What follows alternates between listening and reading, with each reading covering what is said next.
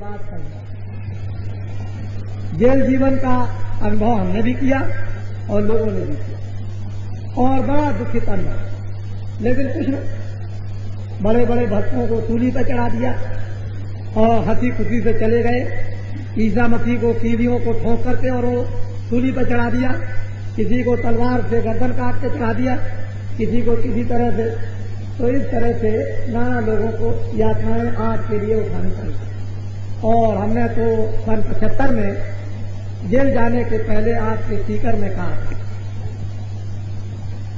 कि आप हमको भी बंद करके देख लीजिए, अगर आपका तख्ता न पलट जाए तो मुझसे कहिए। बिल्कुल ओपन सत्संग मीटिंग में स्पीकर सुभाष चौक में कह के गया और लोग प्रयास कर रहे थे क्योंकि बाबा जी भगत की बातें बताते हैं।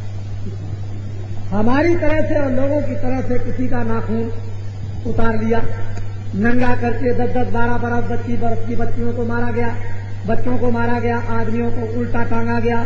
इस 21 महीने के अंदर आपात स्थिति में बड़े भारी नादिरताई यानी जुर्म हुए हैं, मामूली नहीं। उनके घर की गरीबों की संपत्ति को लेकर चले गए, लेकिन आपात स्थिति में कोई नहीं बोला कि ये काम अच्छा नहीं, इसको मत करो। बाबा जी ने फिर भी कहा।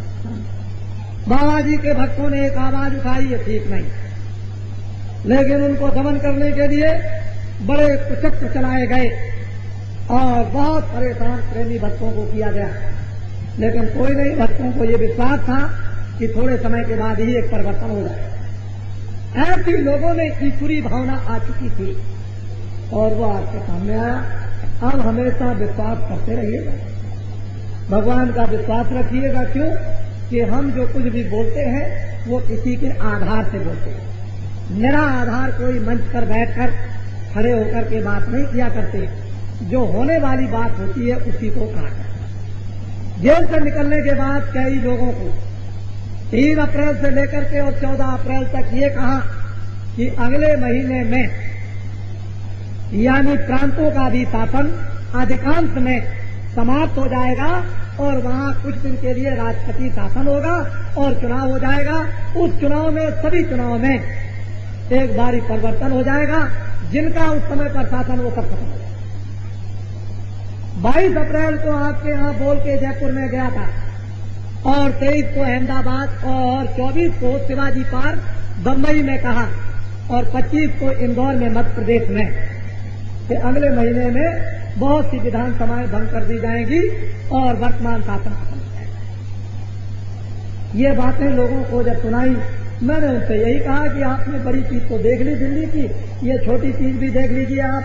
अभी आपके सामने हुआ जाता और बड़े ध्यान से बाबा जी की बात को सुनिए। तो निराधार कोई बात नहीं होती है। जब कभी भी कुछ बोलेंगे, साथ ही निकलने के बाद 14 अप्रैल को एक घोषणा की कि अयोध्या के उत्तर दिशा में सरजू जी पामन के किनारे एक साकेत महायज्ञ होगा और 15 दिन के इंतजाम, 15 दिन के प्रचार से जो 12 वर्षीय कुंभ लगा करता है प्रयागराज या उज्जैन में या नासिक में या हरिद्वार में, उसको भी उस नर नारियों की भीड़ में समाप्त कर दिया, फेल कर दिया।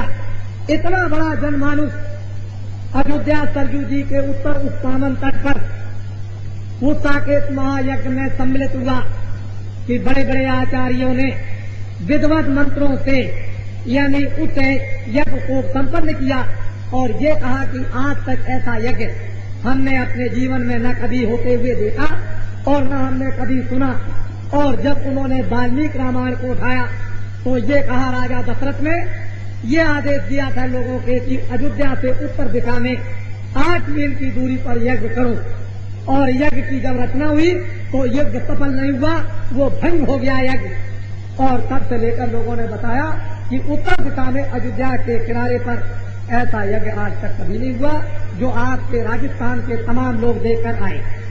तो हमने तो वहां पर एक मुहूर्त, बल्कि एक है शिलान्यास, 1-2 ईंट रख करके जैसे की जाती है कि एक ईंट रख दी, ऐसे ही एक ईंट की शिलान्यास साकेत महायज्ञ की थी, एक कर। और अब की बार इसी सन में, सन 77 में एक दूसरा सतयुग आगमन साकेत महायज्ञ साबरमती नदी के मध्य स्थल में, यानी अहमदाबाद के बीच शहर भाग में, और उस नदी की रेती के बीच में 1 किलोमीटर चौड़ा और 5 किलोमीटर लंबा में हो।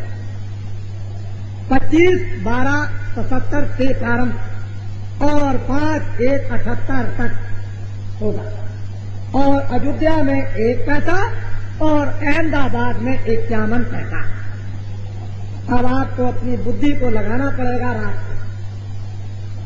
कि अयोध्या में जो साकेत महायज्ञ विधिवत है, कुशल पूर्वक पूर्ण रूप से संपन्न हुआ, उसमें इतिहास नहीं बल्कि अयोध्या के लोग ये कहते हैं कि जब हमारी कुंवारी बच्चियां उन घरों को जो 165 घड़े थे उनको विसर्जन करने के लिए सामन सरजू नदी में जब गई तो किनारे पर 30-30 फुट की बल्ली भी नहीं लग पाती थी बांसों की, और जब घड़ा लेकर के गई तो सरजू महारानी ने ऐसा करिश्मा दिखाया कि वो एकदम पानी घटता हुआ चला गया और देवियां छोटी छोटी इस पार से उस पार।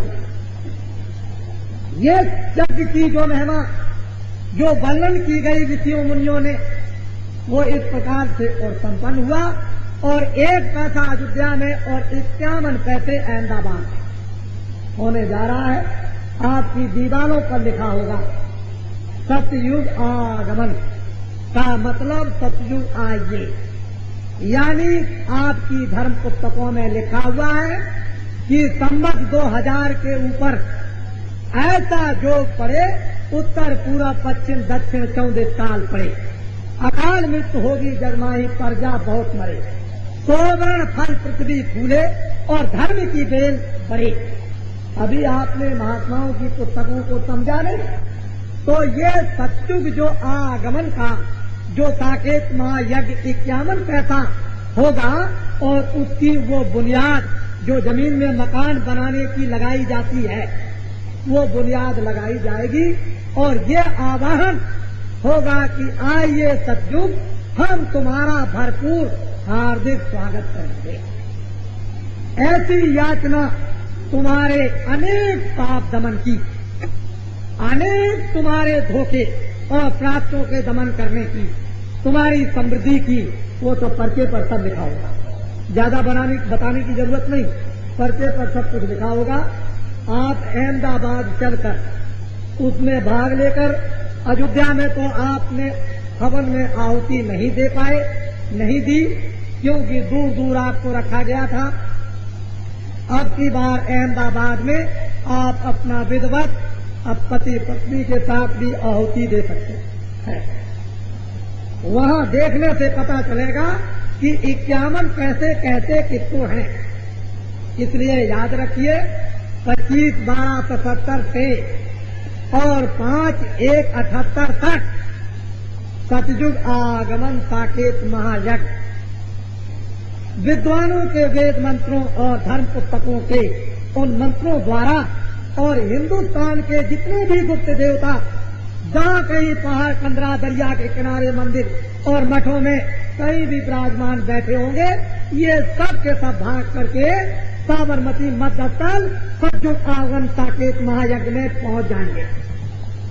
ऐसा वेद मंत्रों के साथ आह्वान किया जाएगा कि कोई भी देव देवता रुक नहीं सकता। इसको ध्यान में रखिए। बड़ा भारी परिवर्तन अभी आपने क्या देखा? अभी तो परिवर्तन की एक छोटी सी चमक, उतने में आपने ये देख लिया कि ये क्या होगा, ये क्या होगा। सब कहने लगे ये हो क्या गया, ये क्या। अभी आपने क्या देखा? अभी तो बड़े बड़े उसके चमत्कार होंगे और चमत्कार को तब नमस्कार होगा। अब मैं आपको बाहर की कुछ बातें सुनाता हूं। हम जब अयोध्या से आ रहे थे साकेत महायज्ञ से, तो लोगों ने कहा कि अब वो जनता की हवा नहीं रही। तो भाई कौन सी हवा हो गई जनता की? कह लगे जनता की बनाई हुई जनता पार्टी ने तो जनता को चूस लिया। मैंने कहा भाई एक महीने में जनता को चूस लिया, जनता को लूट लिया, जनता को मार डाला। जब तो कहते थे अखबारों में, जब जेल में था कि हिंदुस्तान में कोई पैदा नहीं हुआ जो राज चलाए। तब तो ये कहते थे कि ये मुट्ठी भर लोग हैं, हिंदू मुसलमान हर जनों को काट डालेंगे।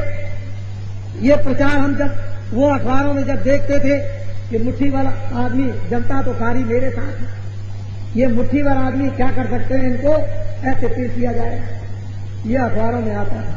लोग बड़े बड़े भाषण देते थे और 9-9 मील के अंदर लोगों के 144 गेट बने, कितनों को लोगों ने सूखा, ये तो आप जानते हो।